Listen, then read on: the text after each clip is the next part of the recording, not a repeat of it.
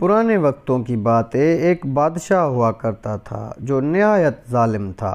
رعایا کسان پیشہ تھی، کھیتی باڑی اور مویشی پال کر گزارا کرتی تھی۔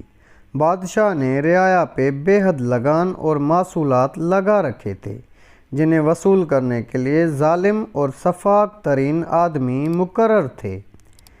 بادشاہ کے آدمی گھر گھر کی تلاشی لیتے، جس گھر میں تھوڑا سا بھی فالتو اناج نظر آتا اسے بحق سرکار ضبط کر لیتے۔ کبھی کبھار تو اگلی فصل آنے تک گزر اوقات کے لیے جو غلہ کسان ذخیرہ کر لیتے، بادشاہ کے آدمی وہ بھی اٹھا لے جاتے۔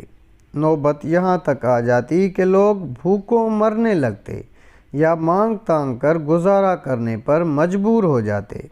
اس کے علاوہ کسانوں کے تندرست اور قیمتی جانور جو کسانوں نے اس امید سے پالے پوسے ہوتے کہ بیچ کر اپنا مشکل وقت کاٹ لیں گے، بادشاہ کے آدمی ان قیمتی جانوروں پر بھی قبضہ جما لیتے۔ بس چلتا تو کسانوں کی جوان بہو بیٹیوں کو بھی اٹھا لے جاتے۔ کسان خوف سے اپنی جوان بہو بیٹیوں کو بادشاہ کے بدکماش اعمال سے چھپا کر رکھتے۔ الغرض اس بادشاہ کے دور میں کوئی ایسا ظلم نہیں تھا جو رعایا پہ نہ ڈھایا جاتا ہو۔ زندہ تو زندہ، بادشاہ تو اپنے رعایا کے مردوں کو بھی معاف کرنے کو تیار نہیں تھا۔ بادشاہ کا حکم تھا کہ اس کی ریاست میں رعایا میں سے جو کوئی بھی مرے، اسے دفنانے سے پہلے مردے کو بادشاہ کے محلوں کے ارد گرد متواتر رات دن گھما کر دفن کیا جائے۔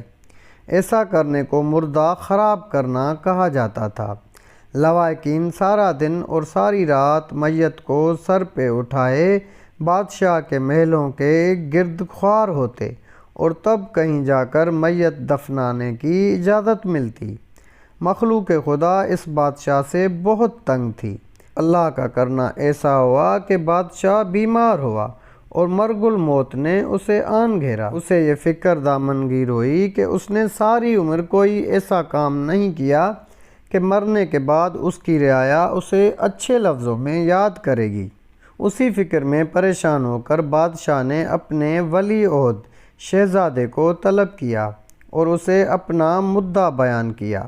دیکھو، میں نے اس بادشاہت کی حفاظت کے لیے جو اب تمہیں ملے گی بہت سے ایسے اقدام کیے ہیں جن پہ رعایا مجھ سے ناخوش ہے، اور اب میرا مرنے کا وقت قریب آ گیا ہے، اس لیے تم پہ لازم ہے کہ میرے مرنے کے بعد کچھ ایسے اقدامات اٹھانا کہ رعایا مجھے اچھے لفظوں میں یاد کرے۔ شہزادے نے جواب دیا، بادشاہ سلامت، ہماری جان بھی آپ پر قربان۔ اللہ آپ کا اقبال سلامت رکھے اور آپ کا سایہ ہمارے سروں پہ ہمیشہ کے لیے سلامت رکھے۔ ہم آپ سے وعدہ کرتے ہیں کہ ضرور ایسے اقدامات کریں گے جس سے رعایا آپ کو اچھے لفظوں میں یاد کرے۔